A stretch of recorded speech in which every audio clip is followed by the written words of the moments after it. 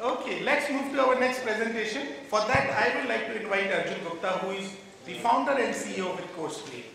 To give you a background, he is a graduate in 2011 with bachelor's degree in international relations and economics from Boston University. After returning home, he saw a huge potential in the Indian workforce, but a critical shortage professional growth opportunity for employees. Arjun runs the business decision making at Courseplay, and an AI-powered employee experience platform that delivers 360-degree learning-led professional growth. Can we welcome him with a big round of applause? Hi guys. I hope you all hear me? Yeah. Yes. Please be easy on me. I was supposed to come after the snack break, but they moved me last minute. In 2020, just before the COVID pandemic, I was introduced to a real estate tech startup. And they came to me with a problem.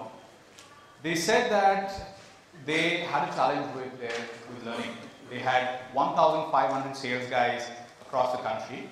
They had 40 trainers that went from branch to branch to train these guys. Big focus of their learning was classroom training. We've all seen that. We know what that's about. But for them, it was a challenge of attrition, where attrition was at record highs. They got feedback that their employee engagement was poor, employees felt demotivated and disconnected from their company. In December last year, we found out that they are now one of the top 50 great places to work. Attrition has dropped, employee engagement has gone up. And today we're going to look at what happened in that story. Ladies and gentlemen, my name is Arjun Gupta. As you know, I'm the founder and CEO of Courseplay, and today we're going to talk about an idea that's 40 years old, but it's going to define the next 10 years of the L&D sector, and that's 70-20-10. And the idea is that we have to build, with 70-20-10, a culture of 360-degree employee growth in our company. And so what is 70-20-10? We'll just go through a brief background. 10 comes from the 10% of the employee experience in the company that is based on formal learning. These are your classroom trainings, your e-learning, VILTs, ILTs, WBTs, M-learning, game-based learning. We all know what that is. But that's only 10%. What about the remaining 90%? 20 comes from social learning. So we're looking at your employees talking to each other, learning from each other, and gaining experience in that way. And 70 comes from on-the-job learning, learning in the flow of work, making mistakes, learning from them, actually getting the job done and doing something and then learning from them. The key idea here is that learning becomes more effective the closer you are to the point of use. But most companies are only focusing on that 10%. What about the rest of the 90%? How can we make that a reality? Ashutosh, you had asked about what's the role of L&D. Maybe it's about creating that culture of learning by going beyond the classroom and making that a 360-degree employee growth culture in the company. Recently, we've seen a big shift in the way L&D teams operate and the way learning happens in companies. Of course, COVID had its own role to play. Managers are becoming more and more like coaches and cheerleaders for their teams. Instead of just offering resources and training, they are now offering professional guidance and motivation and counseling for their teams as well. Platforms and tools that we use are required to capture more and more data from all the different dimensions that are available in the company. And we've seen that all morning with the various talks that we've been having. And the expectation is that these systems have to provide more and more intelligent recommendations to the team so that they have something that they can use. But today, I'd like to look at 10 items, 10 points that we can implement in our respective organizations that the real estate company I mentioned before had implemented to create that 360-degree culture of learning and employee growth in the company. Let's start with what can we do around formal learning. So a big recent trend has been in creating these large libraries of content. And one of our partners, GoOne, is really good at that. They've got a library of more than 100,000 titles. But the idea is that today, that's becoming less and less expensive. As time progresses, that's not something that only the largest companies, only those blue chip companies can afford. Today, every company can afford that 100,000 title library for their teams. Another big push is in the form of rewards and recognitions. One of our partners, Zozo Days, is in the audience today, and what we found is creating that pull effect and allowing learners to get rewarded for not necessarily just their learning, but their growth, getting better at their job and loving their job and getting rewarded for it is a big trend that we've been seeing in the market. Looking at the social aspect, you've got IDPs, which might be a longer engagement and a longer program that you implement in the company. This would require setting up coaches and mentors in the organization.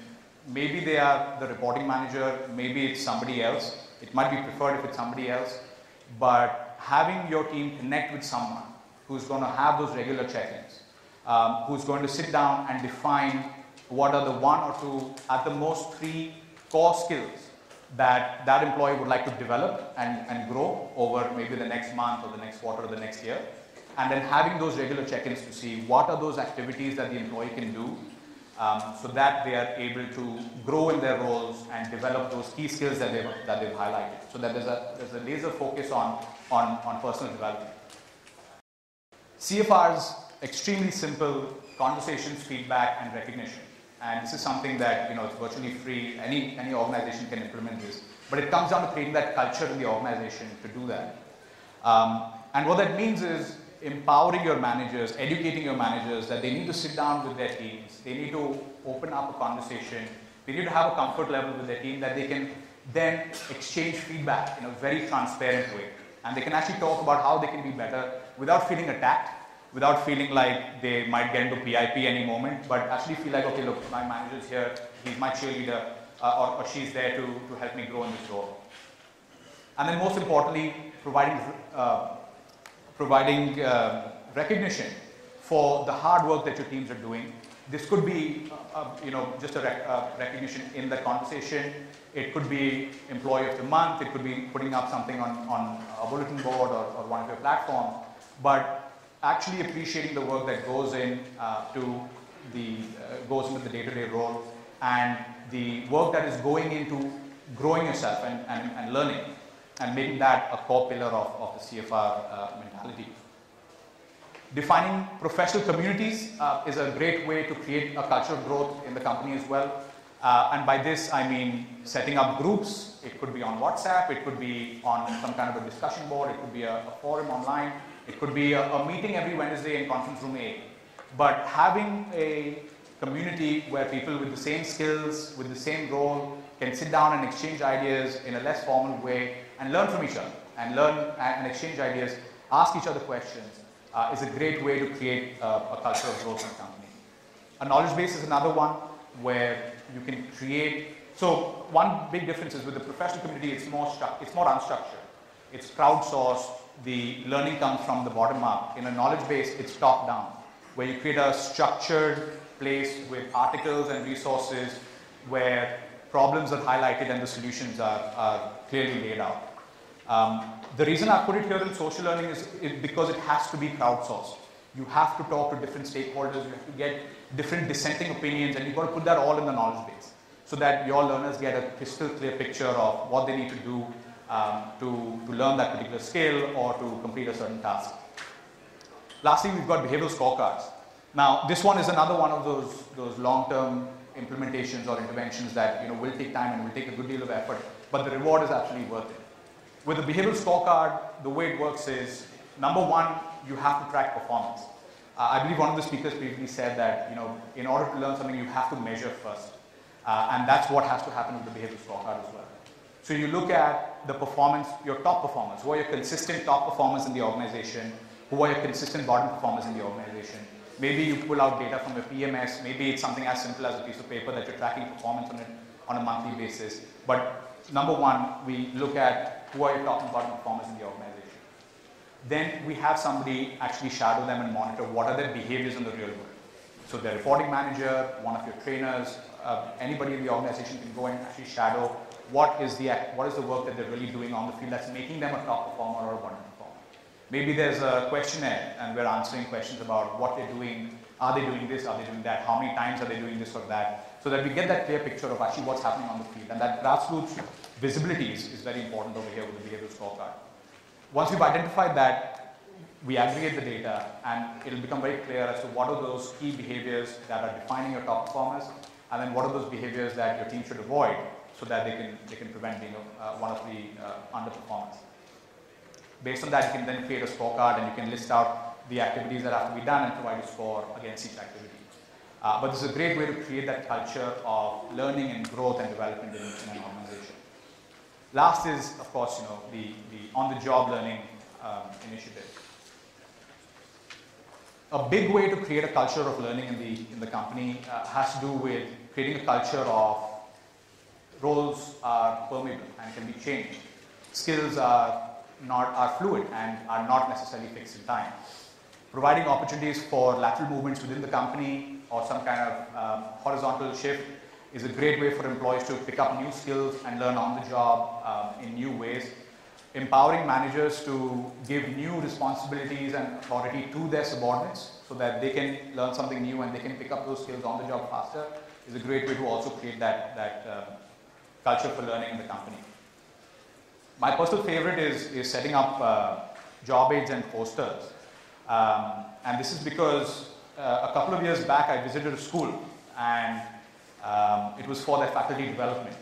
And what I saw coming from my office, stark white walls, super OCD, but at schools, and you'll see this if you go to your children's schools, all the walls are covered with the work that they've done, with something that they've learned, with some kind of achievements. It's all over the walls. You don't get a square inch of wall that you see. You see only their work and you see the things that they're learning. And when I went to visit their faculty in the faculty lounge, I saw the same thing. All their walls were covered with ideas and things to learn for the faculty. And these were things about how to deal with neurodiverse kids and how to command the classroom and all those things. And I found that this is one thing that can be easily implemented in the workplace, where the walls become a trainer, and we can put up lessons learned, we can put up appreciation and recognition for our teams, and we actually use those walls. And we don't just have one bulletin board which is left for it, but we actually make that a living, breathing part of the culture of the company, and we plaster it all over the walls. We proudly display what people are learning. The last thing I'd like to mention is the idea of embracing failure. Many of the organizations we meet, we find when we speak to their employees, we find that there's a fear of failure, and we always talk about this, that we should embrace failure. But what that really means is giving the team the confidence that if they screw up, they're not going to get on PIP, they're not going to get fired, but we're going to take that, we're going to create an SOP out of it, and we're going to share that across the company so that the same mistake doesn't happen again, and that's it. So by doing that, by embracing failure and by making mistakes a part of the learning journey, that's another way we can make a 360-degree culture for learning for employee growth in the company. These are some of the ideas that were implemented at this real estate organization. This is a little bit about what we do in our company. And before we wrap up, I'll just share a few misconceptions as well to make sure that we're completely clear on what 70-20-10 is and is not. So it is not a formal learning model. It's not like Kirkpatrick or Phillips or any of those guys. It is not a very rigid theory of learning. You don't have to implement those ratios by the book. It's fluid. But the core idea here is that if it's only 10% that's formal learning, let's look at that remaining 90%. Let's look at bringing learning closer to the point of use, and let's create that culture of growth in the organization. 20 years back, when we talked about the kind of systems and technologies that we used in companies, it was all about the LMS, if it just kept data, if it was just a system of record, that was more than enough. And today, we've reached a time where it has to be AI powered and it has to be intelligent, and you have to capture data from all of these different places. And then that data has to be used to make real world recommendations to grow the scope of the company. As L&D professionals, this could not be a more exciting time to be in this business. And with that, I'd like to thank you all for your time, and I'm happy to answer any questions that you may have.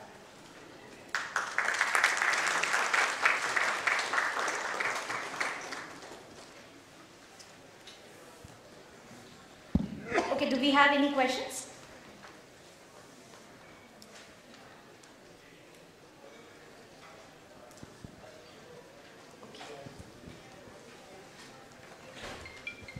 Always good to ask your successor the questions that somebody wanted to ask you. If you could just go back to the previous slide for a second. Yeah. This one? Yeah, the earlier one.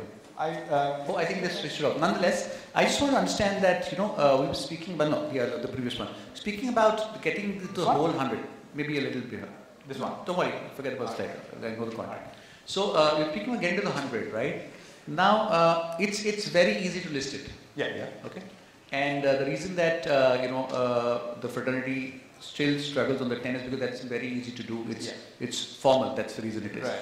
So, what's your view on the role of AI in the 20 and the 70? And any examples that you can share? I would obviously be happy to have a chat with you at your booth. Yeah. But any examples to share how you or your clients have implemented the 70 more than the 20? Yeah, absolutely. I think AI does play a critical role, and we have to think of AI as a tool to wield, right? It's a great way to aggregate that data. Like I said, to pull out information from all the different dimensions. So maybe you've got your performance data coming in, and maybe you've got the skill data from your competency matrix, and maybe you've got the different roles and responsibilities that your employees have. So what AI is going to do really well for you, provided that, of course, the partner that you're working with understands that this is how it should be working, is it's going to tie that information together. And it's going to understand that, okay, if their performance or their behaviors are at X, based on that information, these are the formal learning programs they need to do, or these are the mentors they need to speak to, or these are the on-the-job activities that they should be focusing on, or these are the behaviors that they need to exhibit. So AI is going to be sort of like that traffic cop that's going to take the information from one side and make sure it's going to the right place in the most efficient way possible, and save the time and effort of the L&D team so that you can do more with the same amount of resources. I hope I've answered your question. What is the second part of the question? All right, fantastic. Thank you. Okay, great. Do we have any more questions?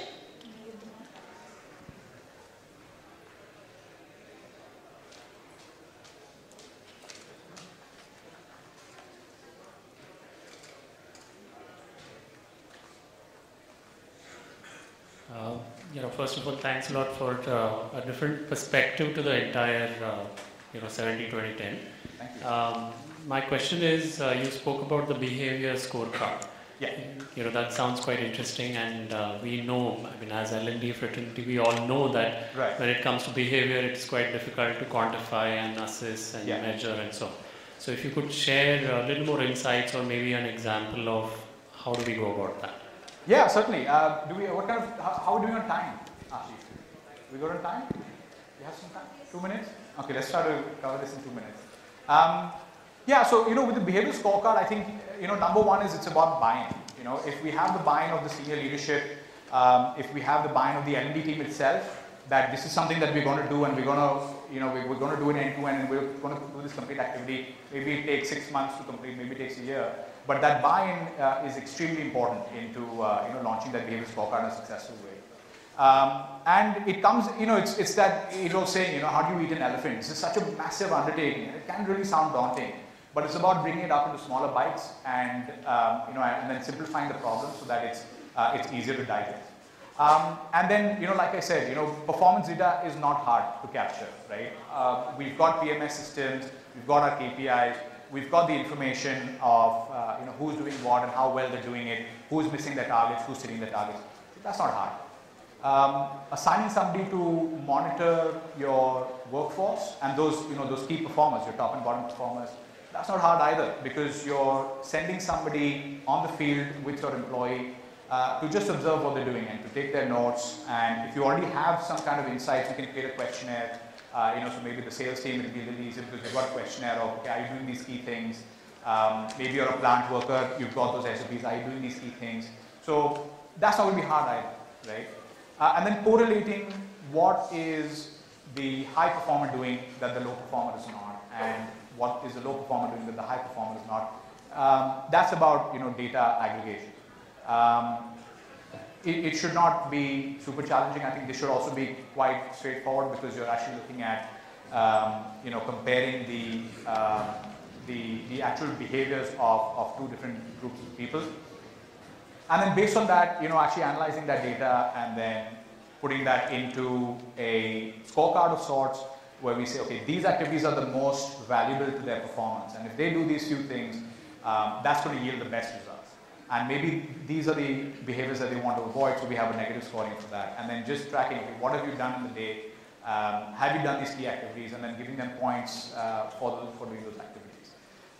It's something that I'd be happy to sort of take you through. We've got the booth in the lunchroom. I'd be happy to sort of take you through that, and we can go through in more detail. If you're working with a good PMS company or a good employee experience platform, they'll be there by your side to help you through this as well. And for anything else, I'd be happy to take this offline and discuss with you. Thank you. Great, thanks a lot, Arjun. Just a really quick point. We are recording sound bites. If you'd like to come and share a few words about your experience with L&D, we'd be delighted if you could put that up on our LinkedIn and YouTube. We're recording it right outside the lunch hall, near the bar in the corner. So come and swing by, come and say hi to us in the booth. We'd be happy to have a chat. Thank you. Great, thanks a lot, Arjun. And I would request Dr. Aksha to please come forward and felicitate him. Please give them a huge round of applause.